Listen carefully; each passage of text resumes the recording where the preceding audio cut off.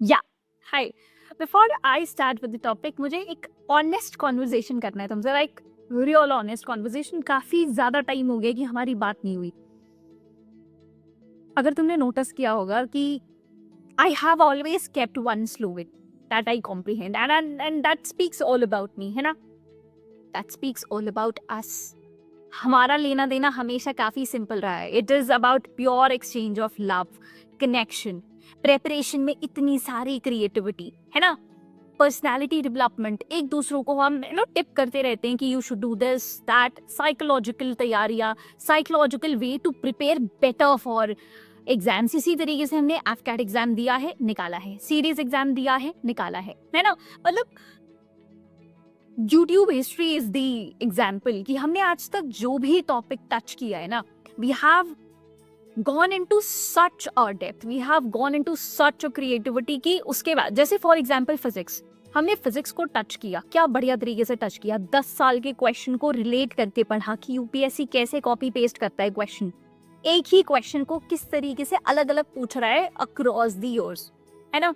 क्या मस्त तैयारी हुई थी उसमें हमारी। इसके अलावा फिजिक्स की ही बात करें तो पूरी दृश्यम मूवी का हमने ब्रेक डाउन करते हुए पूरा फिजिक्स समझा था। एक बार वो फिजिक्स की वीडियो देख लो ना तुम, you will be like physics is my favourite subject. उसके बाद आती है केमिस्ट्री की वीडियो, केमिस्ट्री के साथ we have done the same thing. 10 साल के क्वेश्चन का पूरा पोस्टमार्टम एनालिसिस, 4 घंटे की वीडियो बनाई, 6 घंटे की वीडियो बनाई है हमने, है ना? मतलब बहुत अच्छा हार्डवर्क करा है हमने, and that justifies that I comprehend. All in all, no nonsense preparation में बिलीव करते हैं हम दोनों, है ना? आप लोग भी और मैं भी। उसी तरीके से तुम मुझसे पढ़ते हो और मैं तुम्हें पढ़ाती हूँ। अब इस प्यार को है ना थोड़ा सा एक्सटेंड करने का टाइम आ चुका है। यू नो, हमारे पास बहुत अच्छी चीजें हैं, लेकिन हमारी बहुत सारी कमियां भी हैं। हमें बहुत लूप होल्स पे काम करने की भी जरूरत है। I am just having an honest conversation. I am not here to tell good things about me only. I am admitting my bad points also with you because this is an honest conversation. उन loopholes को भरने का time आ चुका है। You have loved me so much till date and I have also loved you so much till date. You ask anybody, you have always been my number one priority in all lows of my life, in all highs of my life. So अब चल, मेरे पास और ज्यादा words नहीं है। Yes, I am coming offline with a better team जो same चीज में बिलीव करती है, नो नॉनसेंस प्रिपरेशन। कुछ और लोग जुड़ेंगे, ये हमारी मुहिम और स्ट्रॉन्ग बनेगी कि कोई इधर उधर की बातें नहीं करनी है हमें, कोई कोई इधर उधर के वर्ड्स यूज नहीं करने हैं। हमें प्योर प्रिपरेशन करनी है, हमें एक बढ़िया ह्यूमन बीइंग बनना है दिन पर दिन। हमें एक बेटर और एडवांस्ड बीइंग बनना है ना? सिंपल तरीके से एग्जाम की तैयारी करनी है, सिंपल तरीके से एग्जाम निकलना है और आगे बढ़ना है। Pure no nonsense preparation and not speaking much about it now. बस एक्साइटमेंट थी बताने की, yes I am coming offline. Online भी चलता ही रहेगा ऑफ कोर्स, बट इस बार यार करते हैं ना, मिलकर 1-on-1 करेंगे तो मजा आएगा। This would be a new experience for me also and this would be a new experience for you also. पहले टॉपिक पढ़ लेते हैं, फिर अलग अलग वीडियोस में अलग अलग चीजें तुमसे मैं शेयर करूंगी, ठीक है? चल, let us get on to the video fast. So reports and indices, पहले ना 2-4 बात समझ लो कि क्वेश्चन इस सेक्शन से पूछे कैसे जाते हैं। सबसे पहला क्वेश्चन पूछा जाता है कि ये पर्टिकुलर रिपोर्ट रिलीज कौन करता है ना? कोई भी इंडेक्स है तो उसकी रिलीजिंग बॉडी कौन है, उसकी पब्लिशिंग बॉडी कौन है। नंबर 2 वाला क्वेश्चन है रैंक्स, फर्स्ट कौन आया, लास्ट कौन आया, है ना? और इंडिया का क्या रैंक है, ठीक है? ये नॉर्मल पेपर में भी क्वेश्चंस देखे जाते हैं। अब जैसे जैसे पेपर डिफिकल्ट हो रहा है, क्वेश्चन डिफिकल्ट तरीके से पूछा जाएगा, जैसे कि क्या क्या इंडिकेटर्स हैं, क्या क्या पैरामीटर्स हैं इन रिपोर्ट्स को बनाने के लिए। जैसे ग्लोबल हंगर इंडेक्स है तो उसको प्रिपेयर करने के पैरामीटर्स कौन कौन से हैं, ये पूछा जा सकता है। नंबर 4 क्वेश्चन क्या पूछा जा सकता है पता है? कि इंडिया के रिस्पेक्ट में हमारे आसपास के नेशंस है ना, चाइना हो गया, पाकिस्तान हो गया, उनका क्या स्टेटस है, कौन हमसे कितना आगे है, कौन हमसे कितना पीछे है, ये जानना जरूरी है, ठीक है? 5वां क्वेश्चन आता है कि इंडिया का अगर बहुत अच्छा ग्रोथ हुआ है या बहुत बुरा डिक्लाइन हुआ है over the period of time, तो ये चीज पूछी जाती है। जनरली ये सेंटेंस है ना पीआईबी डिराइव्ड होता है या कोई बड़ी हेडलाइन आती है उससे डिराइव्ड होता है। इतनी बात समझ आ गई, ये चीजें पूछी जाती हैं। तो हाई लेवल के पेपर के लिए हमें इस वीडियो में तैयारी करनी रहेगी। मैंने क्या करा है, मैंने ये करा है कि जितने भी क्वेश्चंस होंगे वो मैं तुम्हें पीडीएफ फॉर्मेट में दे दूंगी, ताकि हम अगर जो भी साथ में पढ़ रहे हैं उसमें से क्वेश्चन कैसे आएंगे और एडिशनल क्वेश्चन भी I will be providing you in the PDF itself. चलो पहले इंडेक्स से शुरू करते हैं। Climate change performance index 2025। अच्छा, इसको प्रिपेयर कौन करता है? जर्मन वॉच नाम का वॉच डॉग है, न्यू क्लाइमेट इंस्टीट्यूट है और क्लाइमेट एक्शन नेटवर्क इंटरनेशनल, ये मिलके इनको रिलीज करते हैं, पब्लिश करते हैं। अब इनके अनुसार फर्स्ट 3 रैंकिंग में कोई भी डिजर्विंग कंट्री है ही नहीं, कोई डिजर्विंग कंट्री है नहीं जो क्लाइमेट चेंज परफॉर्मेंस इंडेक्स को टॉप कर सके। तो 4th से ये रैंकिंग शुरू हुई है डेनमार्क से। डेनमार्क तो वैसे ये 4th है बट वैसे ये 1st है, ठीक है। अच्छा, इसमें कौन कौन सी चीजें ट्रैक की जाती है? ये 4 चीजें बहुत इंपॉर्टेंट है। Global green house gas emission, renewable energy, energy policy और क्लाइमेट पॉलिसी। समझ आ रही है बात? अब यूपीएससी हाई लेवल क्वेश्चन पूछ रहा है और खासकर एनवायरनमेंट के बहुत सारे क्वेश्चन पूछ रहा है। सीएपीएफ अगर तुमने अच्छे से एनालाइज किया हो, एनवायरनमेंट के बहुत अच्छे क्वेश्चंस आ रहे हैं, ठीक है। और अगर हमारे कंपैरिजन में तुम हमारे आसपास के देशों की रैंकिंग देखोगे तो China is at 51st rank, Pakistan is at 30th rank, लेकिन इंडिया का रैंक क्या है? 10। तो ऐसे हमें सारे डॉट्स को कनेक्ट करते हुए चलना है। ओके, क्लाइमेट रिस्क इंडेक्स की बात करें तो इसे भी जर्मन वॉच ही रिलीज करता है। इंडिया का 6th रैंक है, फर्स्ट हमारा डोमिनिका है, सेकेंड चाइना है और फिर हॉन्डुरस है, ठीक है। अच्छा, ग्लोबल इनोवेशन इंडेक्स ये बहुत जरूरी है। क्यों? क्योंकि हमने इसमें बहुत तगड़ा इंप्रूवमेंट लाया है। 2015 में हमारी रैंकिंग 81st थी, 81st, और 2024 की अगर हम बात करें ना, 24 में हमने 81st से 39th रैंक लिया है। तो इट मैटर्स, ये बहुत बड़ा इंप्रूवमेंट है। तो ये एग्जैक्टली यही सेंटेंस तुम्हारे एग्जाम में आ सकता है कि it has improved by this rank, है ना। अच्छा, ग्लोबल हंगर इंडेक्स, इसको प्रिपेयर कौन करता है? Concern worldwide Welthungerhilfe के साथ मिलके कोलैबोरेशन में ये वर्ल्ड ग्लोबल हंगर इंडेक्स बनाता है। अच्छा, इंडिया का रैंक क्या है इसमें? यार कुछ कुछ इंडेक्स तुम देखोगे ना तुम बहुत डिसअपॉइंट हो जाओगे कि यार इंडिया की रैंकिंग्स बहुत पीछे हैं इसमें। हम 105वें रैंक पे है। और कौन से इंडिकेटर्स होते हैं ग्लोबल हंगर इंडेक्स की? सीरीज इसे ऑलरेडी पूछ चुका है। Under nourishment, child stunting, child wasting और मोर्टैलिटी, चाइल्ड मोर्टैलिटी रेट, ये सारी चीजें ग्लोबल हंगर इंडेक्स में पूछी जाती है, ठीक है। हम है ना एक सीरियस कैटेगरी में आ चुके हैं। अगर इंडिया का स्कोर पूछा जाए 27.3, ये इंडिया का स्कोर है, मतलब हम एक सीरियस जोन पे आ चुके हैं, मतलब we need to do something about the hunger thing, है ना। चलो बढ़िया। वर्ल्ड कॉम्पिटिटिवनेस इंडेक्स 2025, इसको आईएमडी प्रिपेयर करता है, international institute for management development. India की रैंकिंग 41st है इसमें। फर्स्ट सिंगापुर है, फर्स्ट स्विट्जरलैंड है, सेकेंड सिंगापुर है, ठीक है। हम क्या करते हैं कि कौन सी कंट्री कितना लॉन्ग टर्म वैल्यू क्रिएशन कर पा रही है, उस हिसाब से हम कंट्रीज को रैंक करते हैं। फाइन, चलो बढ़िया। ग्लोबल पीस इंडेक्स, अगर मैं तुम्हें पिछले साल के रिकॉर्ड बताते जाऊं ना, पिछले साल हमारा 39 समथिंग रैंक था, अब गिर के 41st हो चुका है। ग्लोबल पीस इंडेक्स की बात करें तो institute for economics and peace इसे रिलीज करता है। इंडिया का रैंकिंग 116 है और हम इसमें क्या चेक करते हैं? Societal safety, security, ongoing domestic and international conflict और मिलिटराइजेशन। ये मतलब हम वर्ल्ड वॉर 3 की तरफ धीरे धीरे बढ़ रहे हैं ना, तो यही मेन फैक्टर्स हैं। Societal safety and security, domestic international conflicts क्या चल रहे हैं, मिलिटराइजेशन कितना चल रहा है। ग्लोबल पीस इंडेक्स, हम उसमें बहुत पीछे हैं। इंटरनेशनल इंटेलेक्चुअल प्रॉपर्टी इंडेक्स, ये क्वेश्चन पिछली बार पूछा जा चुका है। यूएस चेंबर ऑफ कॉमर्स इसे रिलीज करता है। फर्स्ट यूएसए आया है और हमारी रैंकिंग 43rd है। चाइना हमसे आगे है, पाकिस्तान थोड़ा सा हमसे पीछे है, ठीक है। ये देखता क्या है? ये देखता है कि हम कितने पेटेंट वगैरह फाइल करते हैं, Economics aiming to enhance environment for innovation and creativity by implementing more robust intellectual property standards. ये सारी चीजें इसमें चेक होती है. एनर्जी ट्रांजिशन इंडेक्स को वर्ल्ड इकोनॉमिक फोरम रिलीज करता है खुद. इंडिया का रैंकिंग 71st है और चाइना का 12th. First Sweden, last Congo है. ठीक है, इसमें हम क्या देखते हैं? Index compares 120 Nations present energy system performance and readiness of their enabling environment. Logistics Performance Index 2023 world bank इसे रिलीज करता है. हमारा रैंक 38 है इसमें.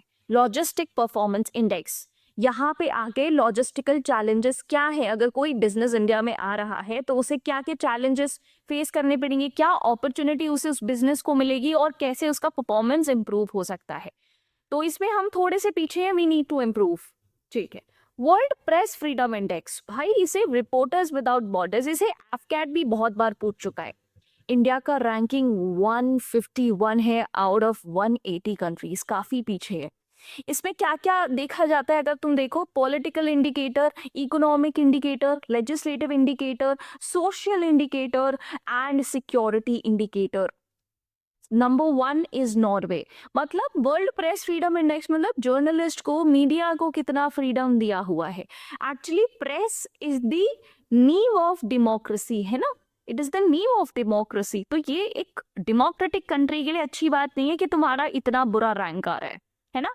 यस, तो ये बात थोड़ी सी हमें ध्यान रखनी चाहिए. ह्यूमन डेवलपमेंट इंडेक्स बहुत जरूरी है. इंडिया का रैंकिंग 130 है इसमें. और टॉप 3 कंट्रीज की बात करें तो आइसलैंड, नॉर्वे एंड स्विट्जरलैंड है. और सबसे लास्ट में है ह्यूमन डेवलपमेंट इंडेक्स में साउथ सुडान. इसमें अगर हम आसपास वालों से कंपेयर करें ना तो China is somewhere standing at 78th rank, much better than us. You know, Sri Lanka is at 89th rank. Bhutan भी हमसे आगे, 125th रैंक है इसका, है ना. हाँ, Bangladesh is eight 130th only, है ना. बांग्लादेश, चलो लिख ही देते हैं, बांग्लादेश जो है 130th पे ही है. Myanmar is 150th, Pakistan is at 168. Pakistan का नाम लिखना जरूरी है, हमसे पीछे है, 168 पर है. तो आसपास के देश यहाँ पे थोड़े से जरूरी हैं, ध्यान रखना. Myanmar is at 150, Nepal is at 145. तो ये सारे देश हमसे पीछे हैं, बट ये तीनों देश हमसे आगे हैं ह्यूमन डेवलपमेंट में. ठीक है. वर्ल्ड हैप्पीनेस इंडेक्स की बात करें, कौन इसे रिलीज करेगा? यूएन सस्टेनेबल डेवलपमेंट सॉल्यूशंस के साथ मिलके गिलअप और welding research centre at Oxford, ये सब मिलके ये वर्ल्ड हैप्पीनेस इंडेक्स रिपोर्ट बनाते हैं. फिनलैंड इज एट फर्स्ट और ये 8 बार से फर्स्ट आ रहा है. अब जाने जैसा है यार, फिनलैंड कितना खुश कंट्री है. और हम हैं 118th रैंक पर. क्या क्या देखा जाता है वर्ल्ड हैप्पीनेस इंडेक्स में? GDP per capita, social support, healthy life expectancy, freedom, generosity, perception of corruption. मतलब सोचो हम कितना पीछे चल रहे हैं. अच्छा, 118th रैंक है. नेपाल हमसे आगे है, पाकिस्तान हमसे आगे है, म्यांमार थोड़ा सा पीछे है, श्रीलंका भी थोड़ा सा पीछे है, बांग्लादेश भी थोड़ा सा पीछे है. But think Pakistan world happiness report में हमसे आगे है. मतलब how that is even possible, but है. Okay. Human development index 2023, this is being repeated, कोई बात नहीं, वापस याद हो गया. Global terrorism index 2025, institute for economic and peace इसे रिलीज करता है. ये सेकेंड इंडेक्स है जो यही इंस्टीट्यूट रिलीज कर रहा है.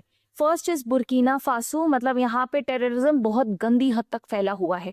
इंडिया का रैंक 14th है.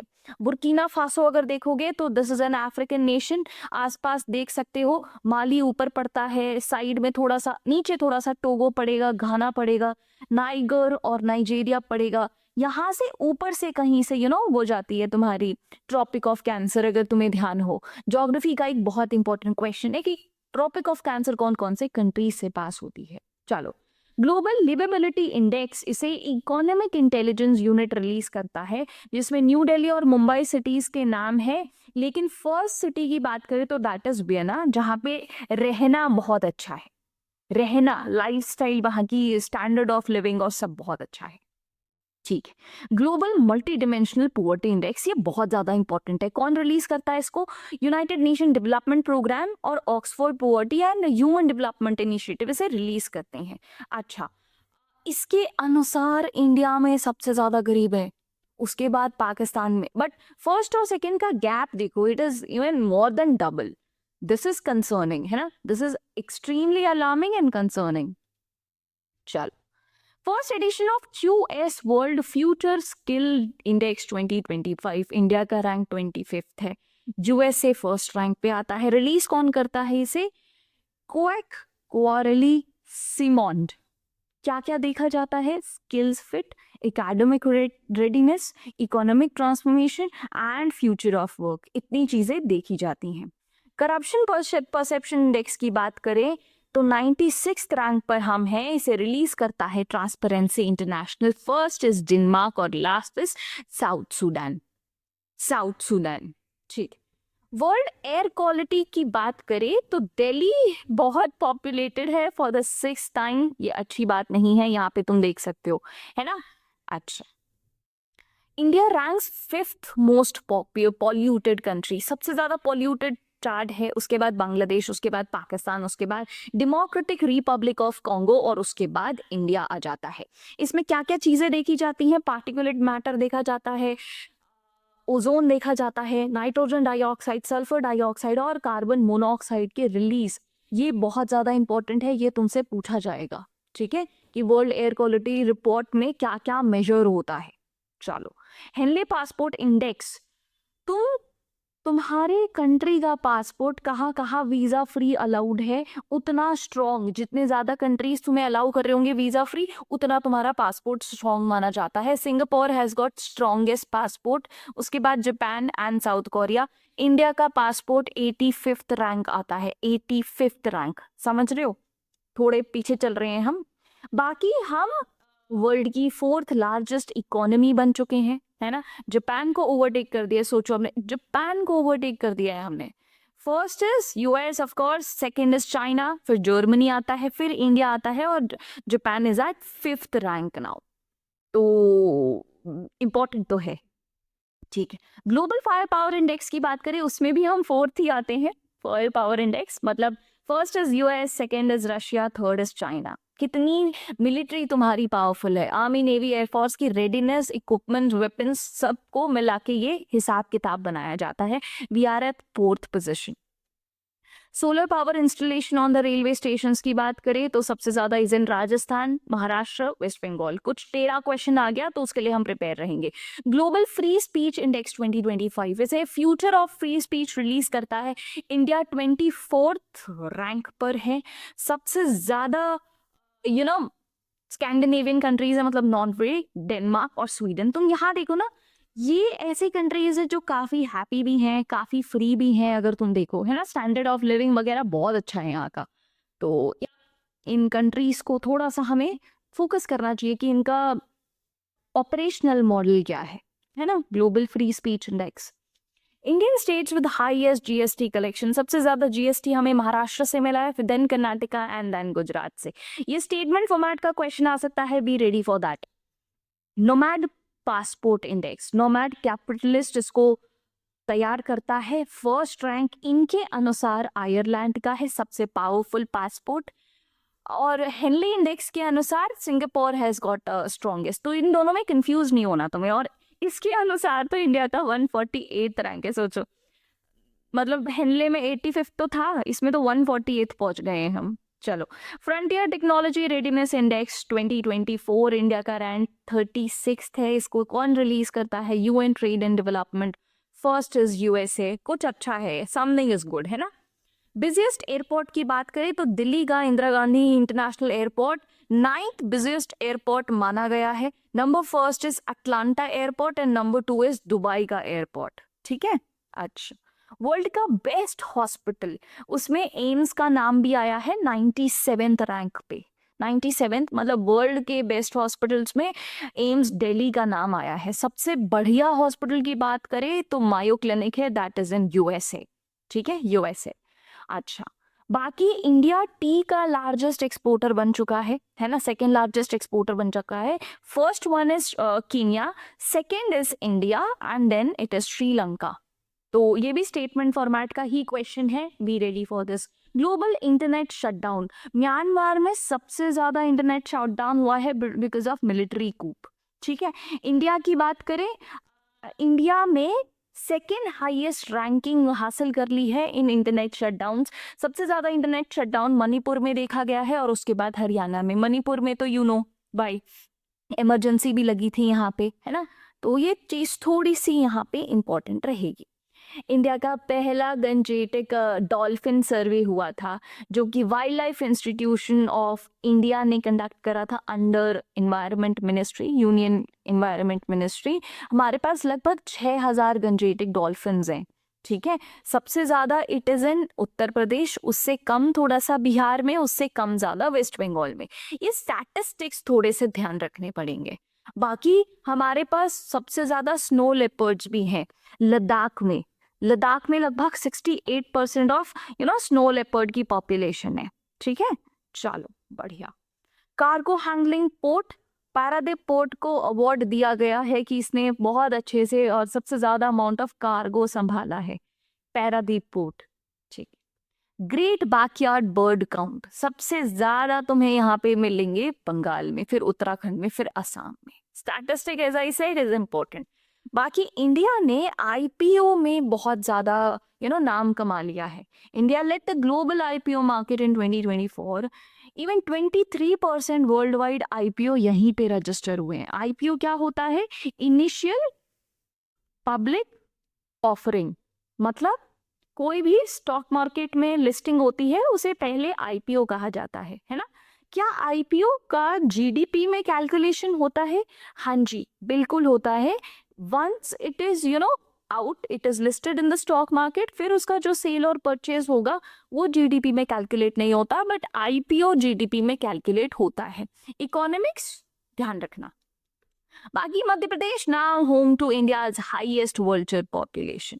वल्चर सबसे ज्यादा तुम्हें मध्य प्रदेश में मिल जाएंगे. And yes I am coming offline now, एक स्ट्रॉन्गर पंच के साथ, एक स्ट्रॉन्गर पुश के साथ. अभी तक yes I use to comprehend, I use to involve, we use to involve in a complete no nonsense preparation, लेकिन अब थोड़ा और स्ट्रांगली करेंगे. Online of course that will be continued, but I am coming offline also. See you there. बाकी की information आराम से दूंगी, बट इतना पहले पढ़ लो and then I going to share my PDF on the Telegram group जिसमें तुम्हें क्वेश्चंस भी मिलेंगे. चल बाय.